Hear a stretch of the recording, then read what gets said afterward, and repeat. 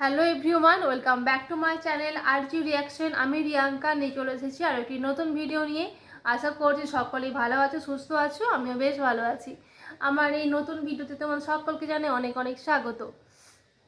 তো আজকের ভিডিওটা কিন্তু একটা দারুণ ধামাকাদার ভিডিও হতে চলেছে, আর যেটা দেখলে তোমাদেরও কিন্তু বেশ ইন্টারেস্টিং লাগবে, জানতে আগ্রহ থাকবে যে লাস্ট রেজাল্ট কী হবে।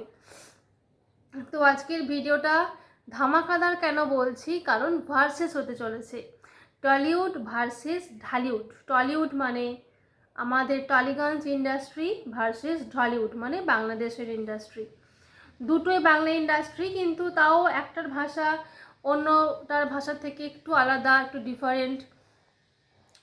ওখানকার কালচার আলাদা, খাওয়া দাওয়ার অভ্যেস, অনেক কিছু এরকম আলাদা থাকে, কিন্তু ভাষাটা হচ্ছে বাংলা।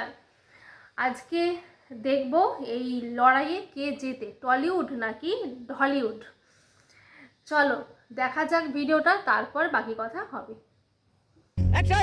দুই বাংলা দুই ইন্ডাস্ট্রি, একদিকে গঙ্গার তীরের কলকাতা অর্থাৎ টলিউড, অন্যদিকে পদ্মার তীরের ঢাকা অর্থাৎ ঢালিউড। বাংলা সিনেমা হয় এই দুই জায়গায়, আর এই দুই জায়গার মানুষই বাংলা বলে, বাংলা বোঝে, কিন্তু সিনেমার ধরন, গল্প বলার ভঙ্গি আর দর্শকের রেসপন্স সবকিছুতেই রয়েছে আলাদা ছাপ। দুই নাম, দুই ধারা আর দুই স্বপ্ন। একদিকে classic periodic family drama, gangster thriller এবং থিয়েটার ঘরানার প্রভাব, তো অন্যদিকে অ্যাকশন, কমার্শিয়াল, গ্ল্যামার আর স্টারডামের রাজত্ব। কিন্তু প্রশ্ন একটাই, কে আসলে এগিয়ে, কে বস আর কে রাজার রাজা? আজ আমরা মুখোমুখি বসাবো এই দুই ইন্ডাস্ট্রিকে। আজ কোনো আবেগ নয়, শুধু তথ্য, বিশ্লেষণ আর বাস্তবতা নিয়ে কথা হবে। লাইক কাদের stardom, story telling, industrial vision এবং অডিয়েন্স কানেকশন সব থেকে বেশি। সবকিছু মিলিয়ে জানার চেষ্টা করা হবে কোন ইন্ডাস্ট্রি সত্যিকার অর্থেই সেরা। আচ্ছা, যেহেতু আমরা জানি বর্তমানে কম্পিটিশনের যুগ, তাই আমি গত 4 বছরে এই দুই ইন্ডাস্ট্রিতে মুক্তি পাওয়া সিনেমাগুলো অ্যানালাইজ করে আপনাদের সামনে তুলে ধরে এটা বিবেচনা করার চেষ্টা করব যে আসলেই কোনটা সেরা, ওপার বাংলার টলিউড নাকি এপার বাংলার ঢালিউড। এবং এই ভিডিওর শেষে আমি কিছু কথা বলবো, লেকিন শুরু করনে সে পহলে যারা প্রতিনিয়ত আমার ভিডিও দেখে, নিঃসন্দেহে, হ্যাঁ নিঃসন্দেহে তাদের চয়েস অনেক ভালো। যতই তুমি তেল মারো তলায়, লাইক একটাও দেব না। আরে সাসা, এই একটা কথা হইলা, এই কথা তুমি কবে বললা? So without wasting any more time, video শুরু করা যাক। And this is going to be an very interesting video. তাই ভিডিও শুরু করার আগে চ্যানেলটা সাবস্ক্রাইব করুন। আরে বাহ, আপনাকে থ্যাংক ইউ। ওয়েল, প্রথমে বলবো টলিউডের কথা। ওপার বাংলার টলিউড ইন্ডাস্ট্রি, যেটাকে টালিগঞ্জ বলা হয়। টালিগঞ্জ কলকাতার সেই এলাকা যেখানে আজও বাংলা সিনেমার অধিকাংশ স্টুডিও, প্রোডাকশন হাউস এবং আর্টিস্টরা কাজ করে। কলকাতার টলিউড ইন্ডাস্ট্রিতে অনেক নামকরা স্টার অ্যাক্টর রয়েছে, যেমন প্রসেনজিৎ চ্যাটার্জি, দেব, জিৎ, অঙ্কুশ হাজরা এবং আবির চ্যাটার্জির মতো অনেকগুলো নাম। টলিউড ইন্ডাস্ট্রি বলতে অনেকের ভিশনে এই নামগুলোই প্রথমে আসে, আর বর্তমানে এই তারকাগুলোই টলিউড ইন্ডাস্ট্রির উন্নতি কল্পে কাজ করে যাচ্ছে। অর্থাৎ তারা চেষ্টা করছে ডিফারেন্ট কিছু দেওয়ার, কিন্তু আদৌ কি এইসব তারকারা ডিফারেন্ট কিছু দিতে পেরেছে? যদি এইসব তারকার লাস্ট 4 বছরের সিনেমা অ্যানালাইজ করা হয়, তাহলে বিগত 4 বছরে প্রসেনজিৎ চ্যাটার্জির 10টা সিনেমা মুক্তি পেয়েছে, আর সাম্প্রতিক সময়ে রিলিজ পাওয়া তার মালিক সিনেমাটি আমি এই তালিকা থেকে বাদ দিয়েছি, কারণ সেটা হিন্দি সিনেমা। যাই হোক, 2021 সাল থেকে 2025 সাল পর্যন্ত প্রসেনজিৎ চ্যাটার্জির 10টা সিনেমা মুক্তি পেয়েছে, যেই সব সিনেমার টোটাল বক্স অফিস কালেকশন প্রায় 10 কোটি 3 লক্ষ টাকার মতো, যেটা বাংলা টাকায় কনভার্ট করলে হয় 13 কোটি 8 লক্ষ টাকা। বাই দা ওয়ে, প্রত্যেকটা সিনেমার স্পেসিফিক থিয়েটার কালেকশন না পাওয়া গেলেও আনুমানিক মূল্যায়নের মাধ্যমে মোট আয়ের ধারণা পাওয়া যায়, আর আমি সব কালেকশন অনলাইনের বিভিন্ন প্ল্যাটফর্ম থেকে কালেক্ট করেছি, তাই এখানে কিছুটা ভুল হলে আপনারা একটু অ্যাডজাস্ট করে নিন, ঠিক আছে?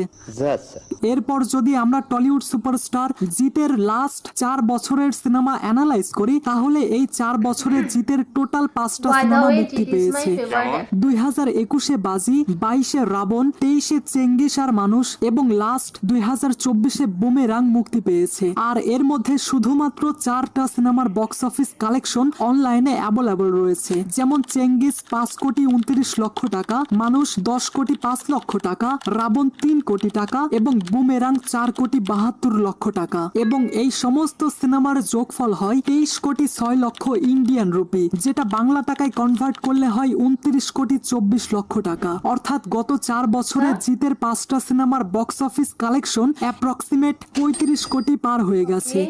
এবার বলবো টলিউডের আরেকজন সুপারস্টার দেবের কথা।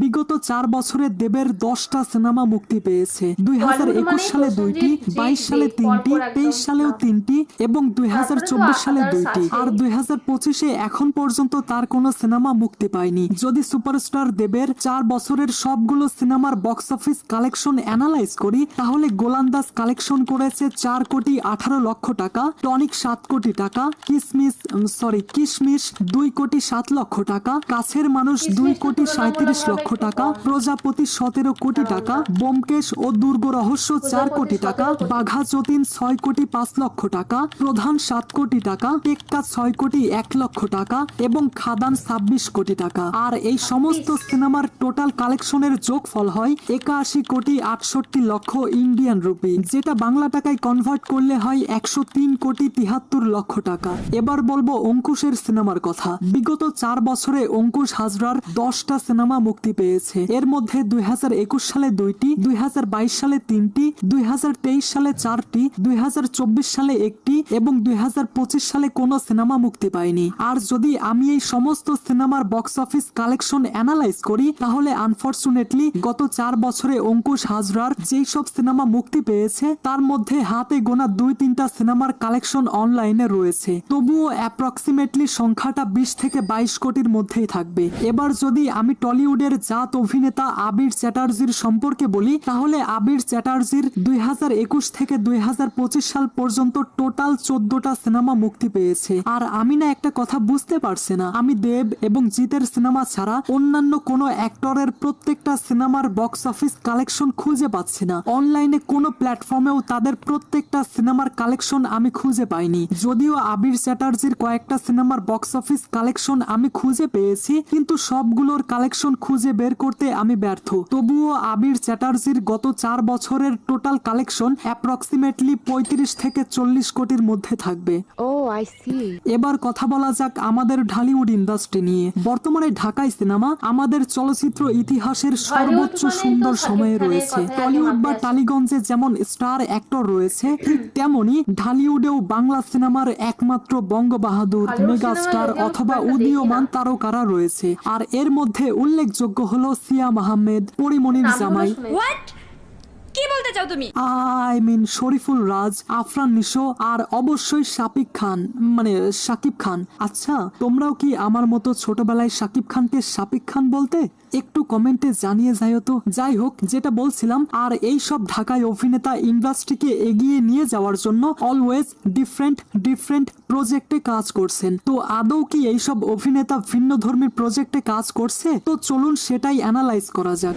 যদি এইসব তারকার লাস্ট 4 বছরের সিনেমা অ্যানালাইজ করা হয়, তাহলে বিগত 4 বছরে সিয়াম আহমেদের টোটাল 9টা সিনেমা মুক্তি পেয়েছে। এর মধ্যে 2021 সালে 1টা, 22 সালে 5টা, 23 সালে 3টা এবং লাস্ট 2025 সালে 1টা। আর যদি এই সবগুলো সিনেমার কালেকশন অ্যানালাইজ করি, তাহলে শান 2 কোটি 31 লক্ষ টাকা, টান 3 কোটি 13 লক্ষ টাকা, পাপ পূর্ণ 1 কোটি টাকা, অপারেশন সুন্দরবন অ্যাপ্রক্সিমেট 2 কোটি টাকা, দামাল 1 কোটি 27 হাজার টাকা এবং জঙ্গলি 10 কোটি 8 হাজার টাকা। আর বাকি সিনেমার সঠিক কালেকশনের তথ্য জানা যায়নি। এখন এই সব সিনেমাগুলোর টোটাল কালেকশনের যোগফল হয় 19 কোটি 44 লক্ষ 35 হাজার টাকা। এর সাথে বাকি সিনেমাগুলোর কালেকশন যোগ করলে অ্যাপ্রক্সিমেটলি 22 থেকে 25 কোটি টাকার মতো তো হবেই।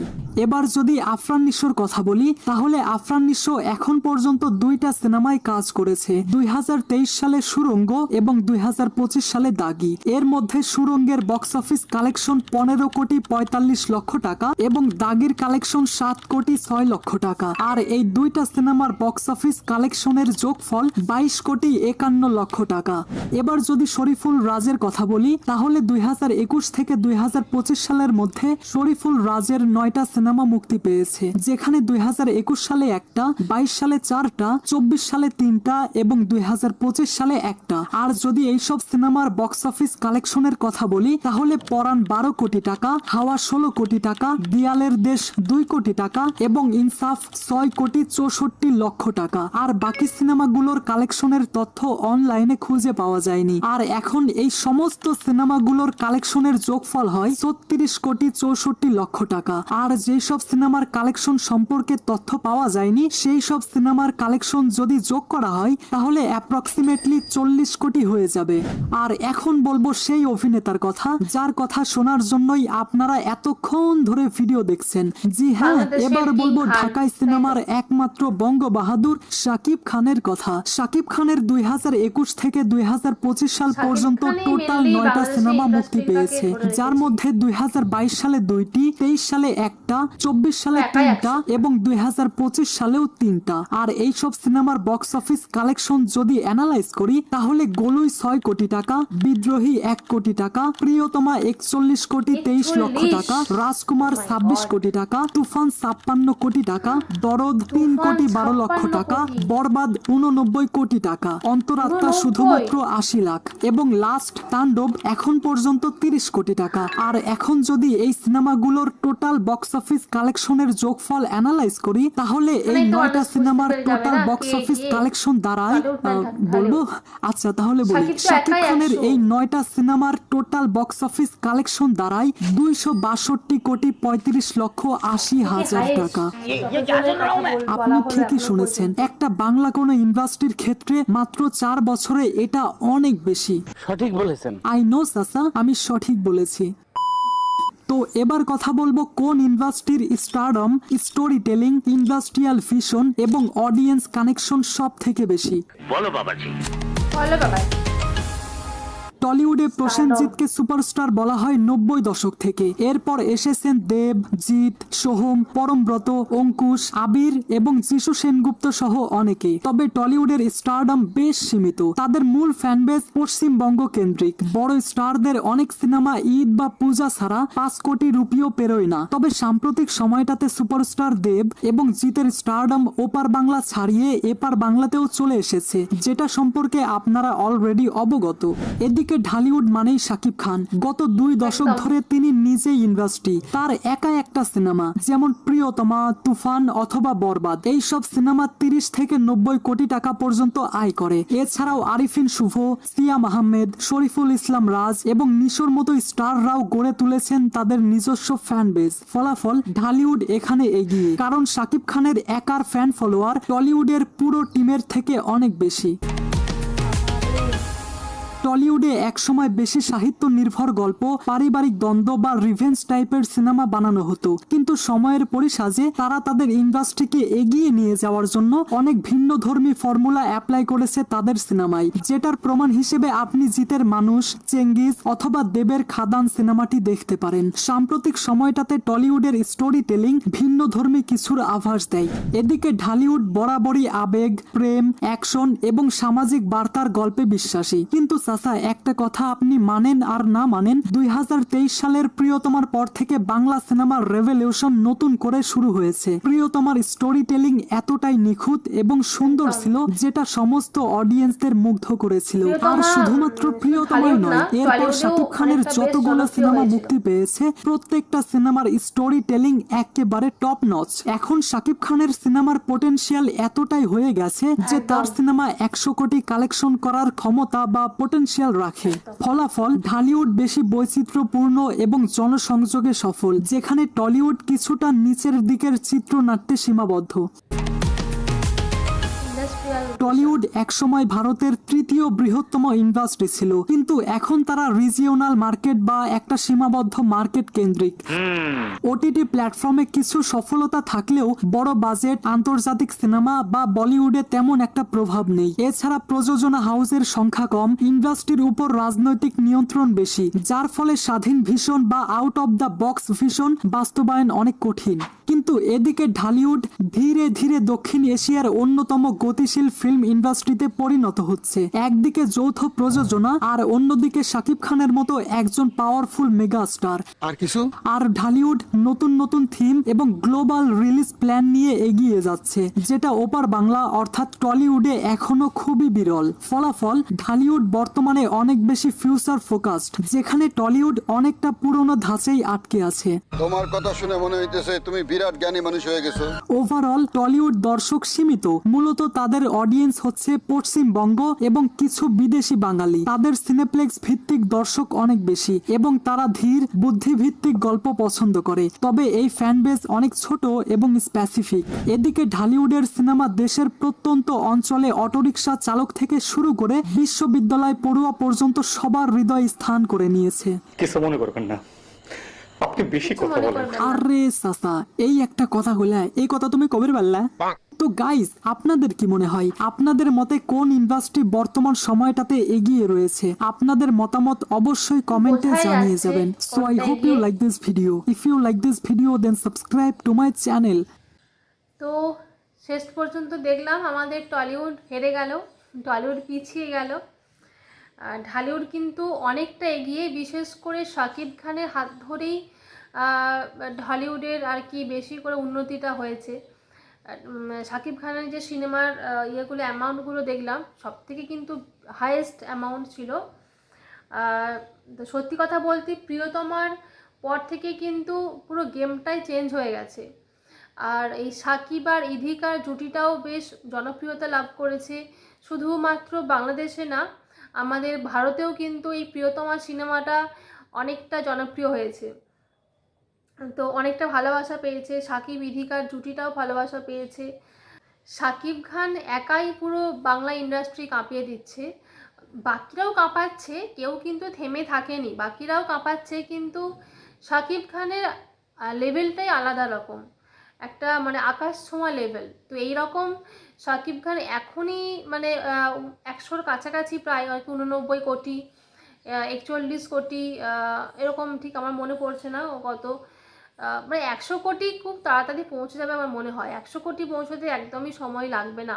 শাকিব খান মানে যেভাবে সিনেমাগুলো রিলিজ করছে, 100 কোটি পৌঁছতে আমার মনে হয় না খুব বেশি সময় লাগবে।